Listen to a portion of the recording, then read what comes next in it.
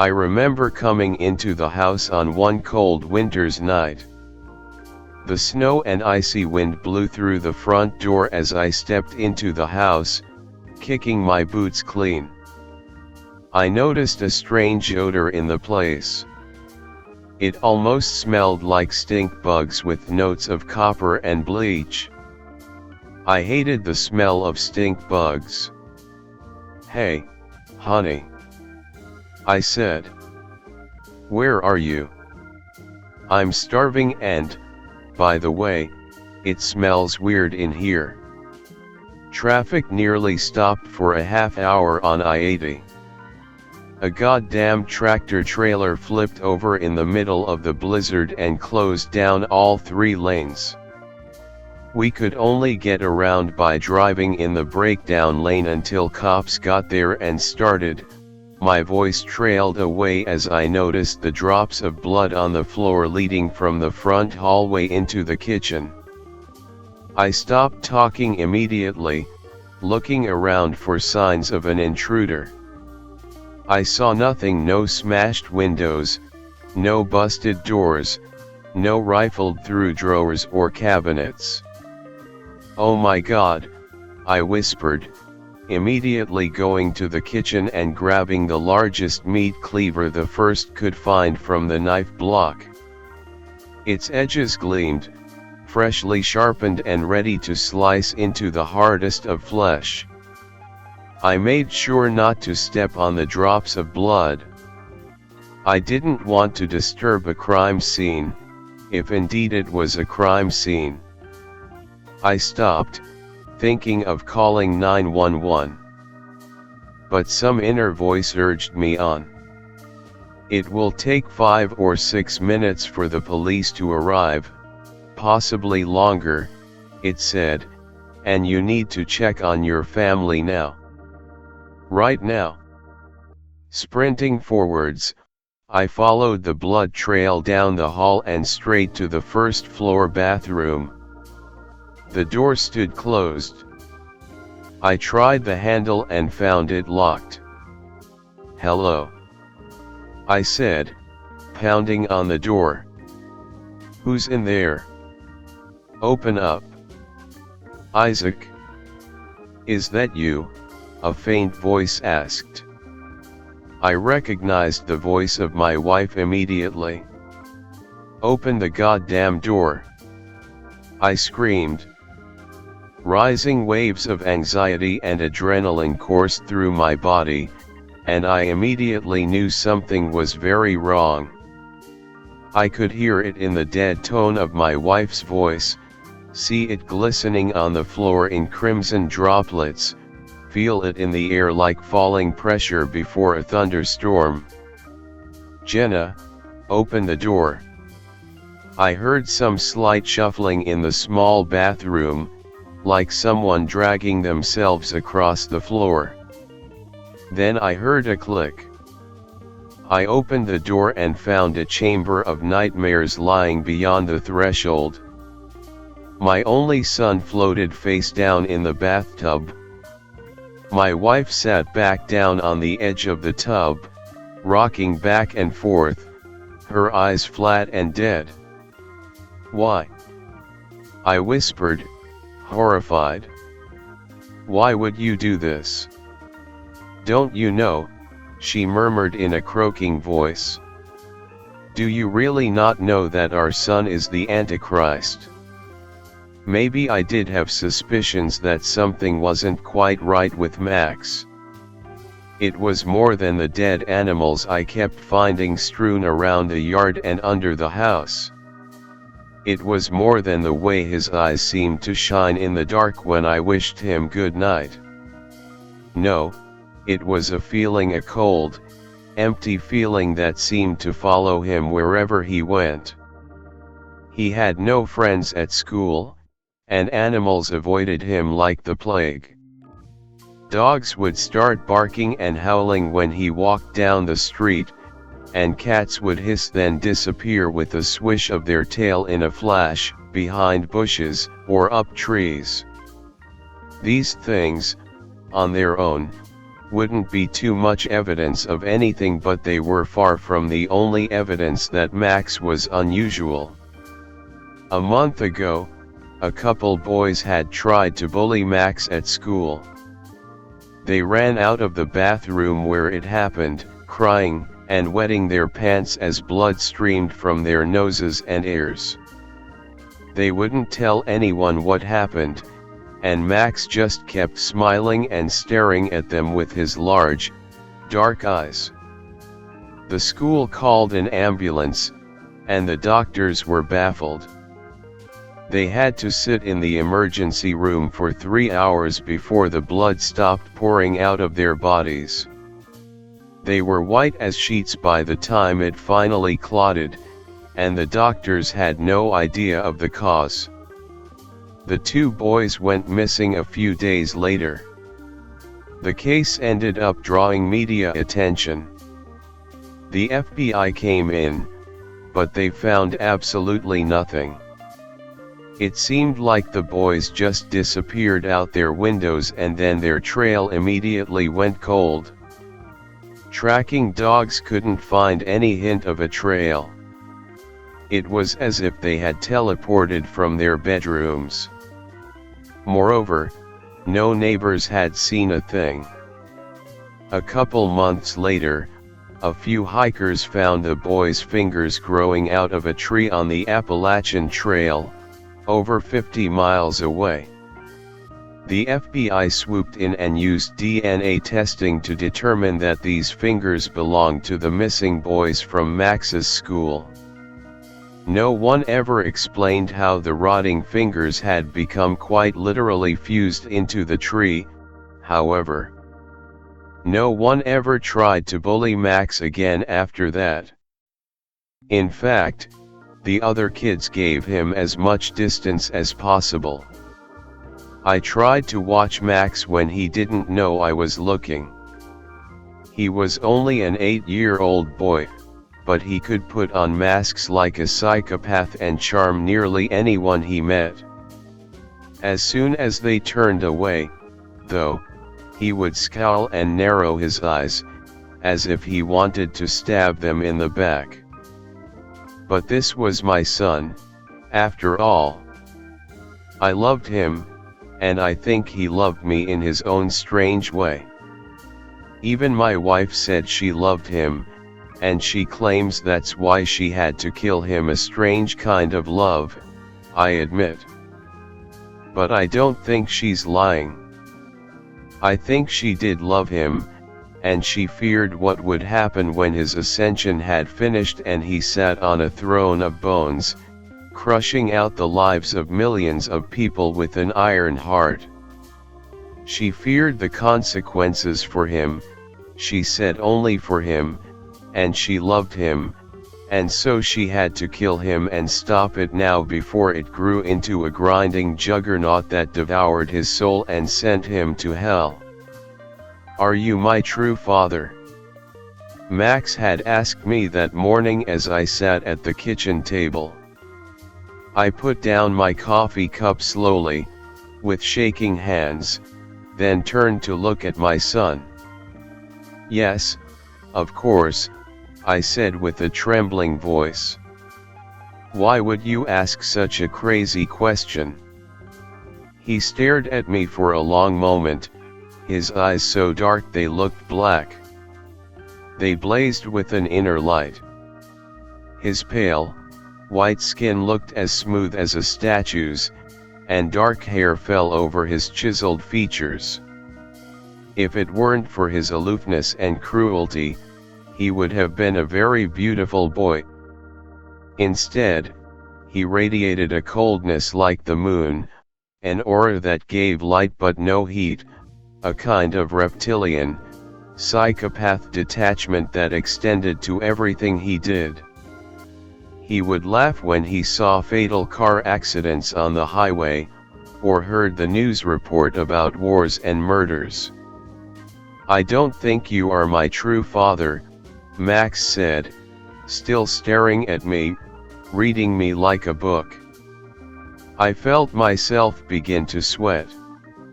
Max, that's ridiculous, I said. Your mother and I have been married. Then where does my power come from?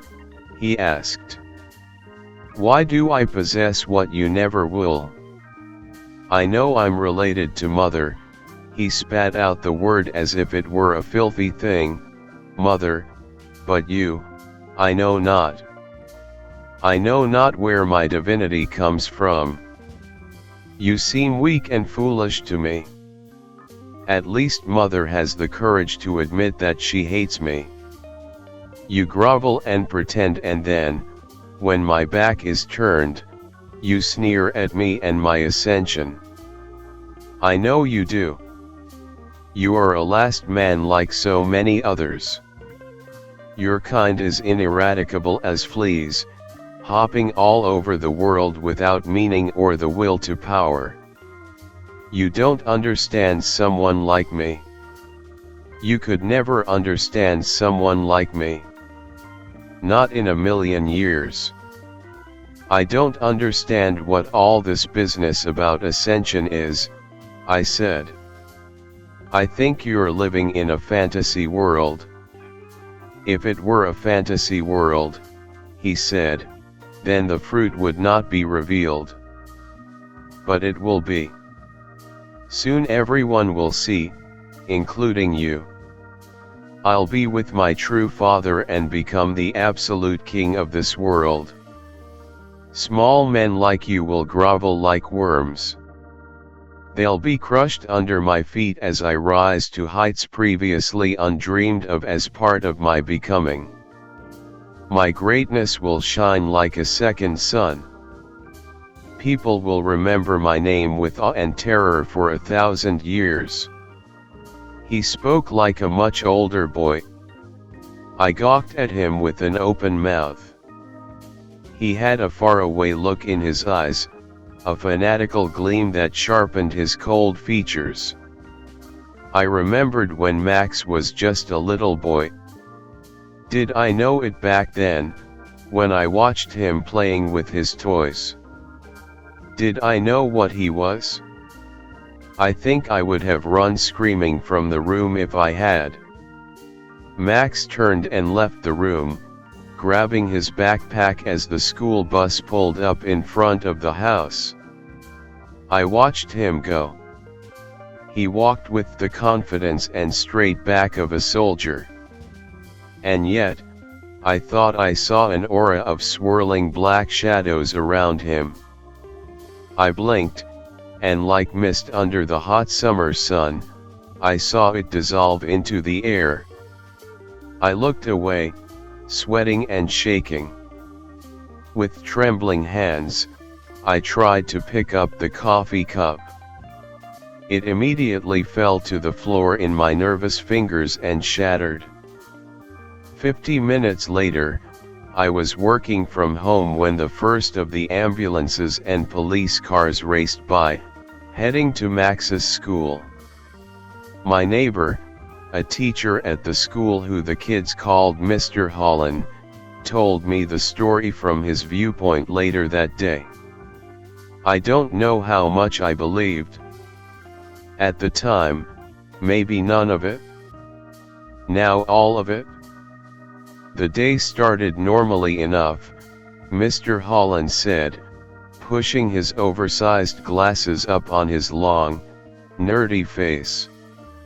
The kids started streaming in for homeroom. Then the bell rang. I started preparing my lecture notes for first period. That was when the screaming started from down the hallway. It sounded like a girl being murdered, just an endless, pained shrieking that went on and on and on. Abruptly, it cut off, and everything went deathly silent. The students all looked at each other, nervous. A hissing voice came over the intercom, a reptilian voice that made my skin crawl. It started talking, and I immediately knew it wasn't human. And yet, it sounded just like Max. I mean, He's been in my class for years. Isn't that weird? It was like someone had taken his voice and ran it through a synthesizer, to deepen it and slow it down. I heard weird hissing breaths as he spoke. "Hello, friends," the voice whispered, yet the words boomed through every classroom and hallway. "We have a very special day planned for you. The activities are already prepared, and the festivities will now begin. Don't try to escape now, that breaks the rules. The first of the sheep have already been slaughtered. Good luck." I figured some hoodlum had snuck into the office and somehow used the intercom while the secretary was out getting a cup of coffee or using the bathroom. I put my hands up as the class began to chatter, trying to calm them down. Kids, I said, it's clearly just a prank. Please calm down."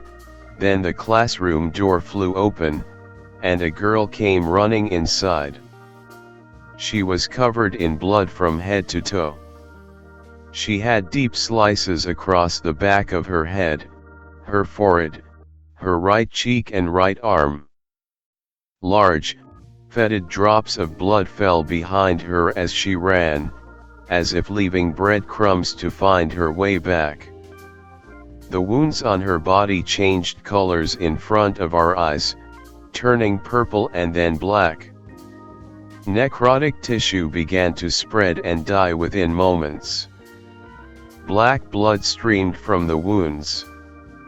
Her mouth opened in a silent scream, but only a choked gasping came out.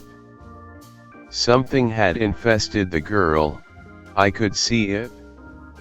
I quickly backed away, feeling like it was a dream.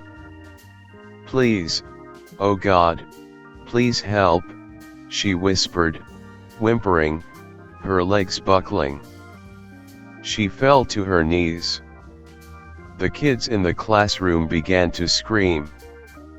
"Please, someone, help me," her voice grew louder, her skin paler as the purplish, dying patches of tissue spread.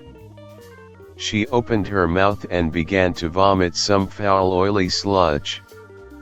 It hurts," she moaned, falling into the puddle of vomit. "Isn't someone going to help me?" I ran to her side. I didn't know this girl, she wasn't in any of my classes you see, but I knew she needed medical attention immediately. "What happened?" I asked. "Who did this?" She got close to my ear and whispered.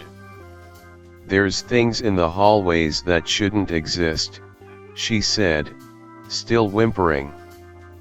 She coughed up more blood and black fluid, rolling onto her back afterwards and breathing hard. Her eyelids fluttered and her skin went pale.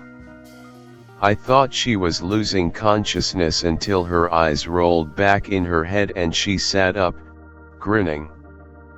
Claws began to rip out of her fingers, black tears streamed down her face and that dark sludge dripped from her mouth like diseased drops of saliva. Her body lengthened and her arms and legs broke and twisted. I could hear the bones snapping like tree branches during a winter storm. I watched the transformation in horror, backing away. The other kids were all screaming and streaming to the back of the classroom. The girl hissed as black veins appeared all around her face and neck. She rose and walked towards the scared kids in the back, her movements as smooth as a synchronized dancer's, jerky and twisted, nightmarish in their own way.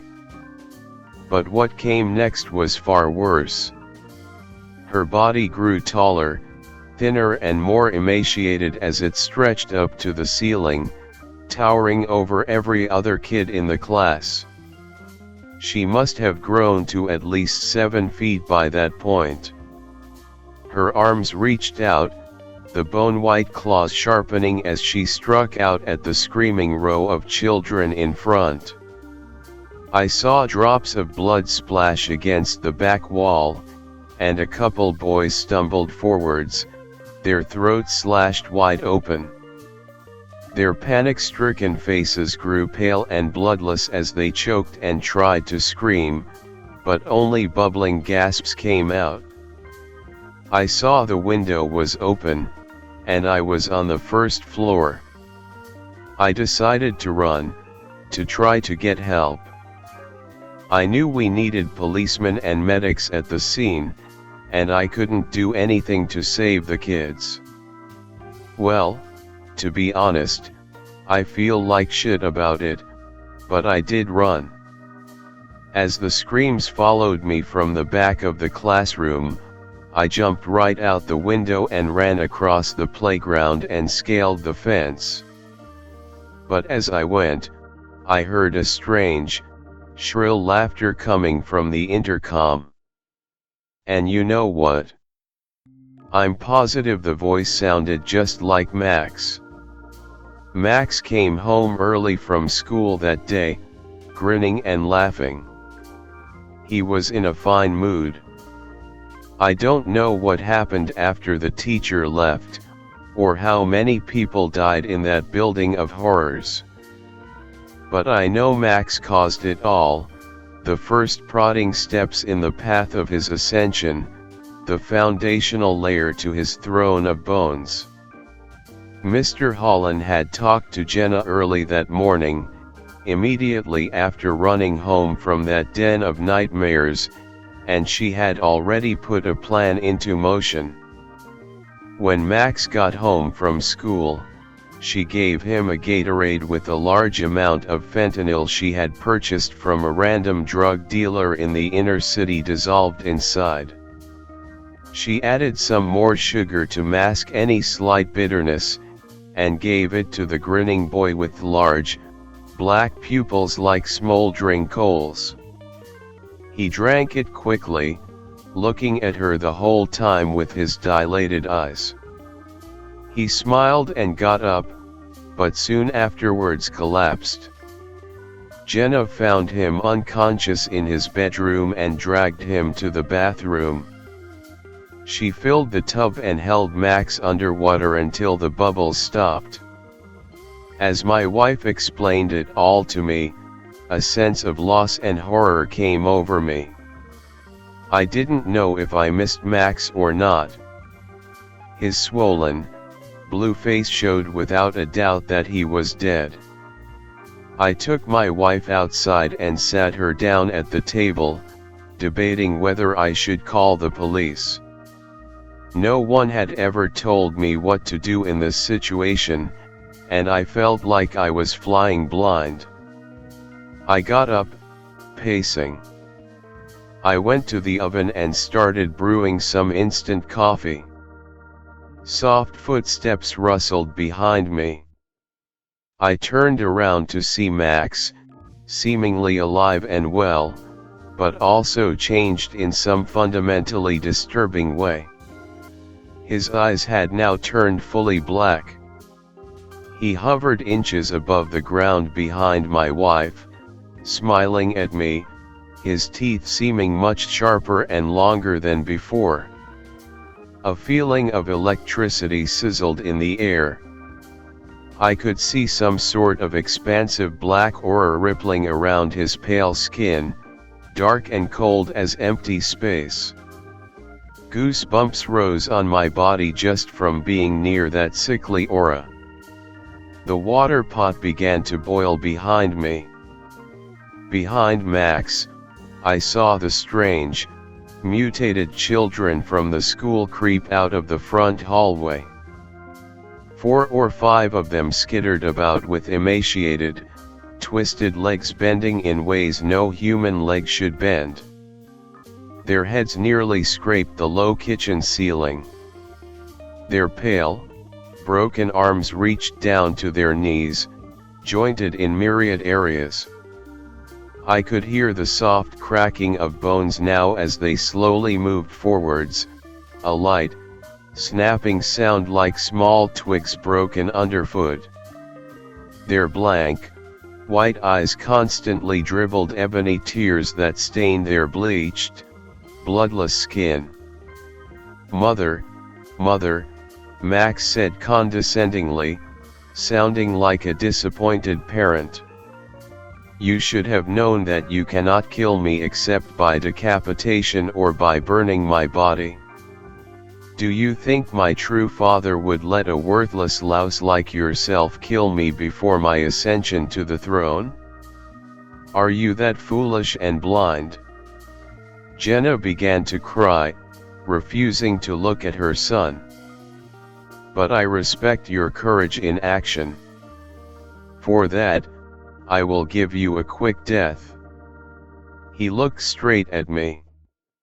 "Which is something you will not receive, my fake father. You are a weak, worthless coward and you deserve to die slowly, screaming yourself hoarse and pleading for release. For so do the screams of the weak sound as a beautiful symphony to the ears of my true father and myself. The deaths of the weak will pave the road to a new world." He motioned to the mutated children behind them. Their bodies had become so twisted and contorted that I couldn't tell whether they had been boys or girls. They looked only like monsters now, like walking corpses. In a blur, one of them ran forward and grabbed my wife's head. A scream bubbled in my throat as I watched, but it was over before I even knew what was happening. The thing used its crooked, clawed fingers to twist her head, snapping her neck in a second. Jenna's face was now looking straight behind her, the skin on her neck spiraling around in sickly folds. On her broken flesh, I saw burst blood vessels and rapidly spreading purple bruises. She gave a death gasp, releasing an endless, choking breath, her eyelids fluttering and fingers twitching. Then she was still. Max gave a slow, deep laugh, a grating sound that seemed to rise up from the depths of his withered soul. His black eyes flashed with amusement and pleasure. Max grinned, his vampiric teeth shining and white, reflecting the cold winter sunlight streaming in from the window. The water pot began to whistle as increasing torrents of steam poured out of it. Without hesitation, I spun and grabbed it, flicking open the spout by pressing the button on the handle. Then I flung it at Max, the boiling hot water flying out in a spiraling stream as the metal water pot circled through the air. It all seemed to happen as if in slow motion. I saw Max's look of triumph and amusement morph into a scowl of hatred and anger, but the motion had been so quick and accurate that he couldn't have moved in time. The heavy metal pot smacked him in the face, spilling scalding hot water all over his face and neck. He screamed and fell back, knocking over the mutated bodies of the children he had turned into his mindless followers. I sprinted towards the door without looking back, heading outside. The constant stream of police and ambulance sirens heading to the school had stopped. Now dozens of black SUVs streamed into town. Men in dark suits with mirrored sunglasses stepped out. I looked back to the house and saw a few of the new arrivals running in with automatic rifles. Others headed to neighbors' houses, breaking down doors and entering without knocking. I heard rifles firing and hoarse, gurgling screams. The mutated children ran out of my house, their bodies riddled with bullets. They slowly lost energy as black blood streamed out of multiple giant exit wounds eaten into their bodies. They eventually fell down on the streets and died with the last rasping breath. But they never found Max. They quarantined the town and went from house to house and building to building, searching for the source of all this death and evil. But he had somehow escaped. They killed all the mutated fanatics they could find, but the bodies of many children from the school seemed unaccounted for. I knew where they had gone. They had followed Max, fanatical soldiers for his new army, fearless of death and committed to their leader and his new world order. I don't know where Max went or where he'll show up next. But I know he is moving towards his ascension. And the next time I see him, he will arrive in power and glory, and crush out the lives of millions of people under his feet.